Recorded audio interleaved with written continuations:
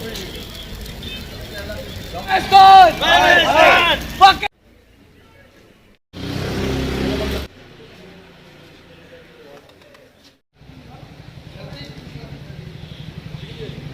2 दिन पहले जो रजौरी में जो कांड हुआ है, उसकी हर एक आदमी, हर मज़हब का आदमी उसकी मज़म्मत करता है, क्योंकि ये इंसानी की तरह कत्ल हुआ है।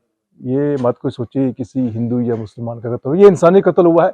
जिसने भी ये किया है उसको सख्त से सख्त सज़ा मिलनी चाहिए। हम एलजी गवर्नमेंट से इस चीज़ के कहते हैं कि इसकी इंक्वायरी होनी चाहिए। हमने सुना है कि रात को टीवी पे बताया कि उन्होंने एक ऐसे टीम की बनाई है जो इसकी इंक्वायरी करे। इंक्वायरी होनी चाहिए, सच्चाई सामने आनी चाहिए। बाकी मजम्मत सब करते हैं, बगैर मजलूम मिले तो हर आदमी ने। बाकी यहाँ की मार्केट के जो बंद है, तमाम लोगों ने बंद है, बिल्कुल शटर डाउन है, गाड़ियाँ बंद हैं। जिसने भी यहाँ से कॉल दिया है, ये मिनजुमला कॉल है, किसी एक पार्टी है, किसी एक फिरके की कॉल नहीं है। हर आदमी ने मजम्मत की। उस सिलसिले में उन्होंने कहा कि बंद होना चाहिए। आज जो पुंछ बंद की कॉल दी गई है, ये ज़िला राजौरी में जो ढंगरी के अंदर एक टारगेट किलिंग हुई। एक ही कम्युनिटी के, एक ही कुंबे के, एक ही मोहल्ले और गांव के लोगों को निशाना बना करके वहां खून बहाया गया। इनोसेंट किलिंग जिसको कहते हैं, बिना किसी जवाज की, बिना किसी वजह के।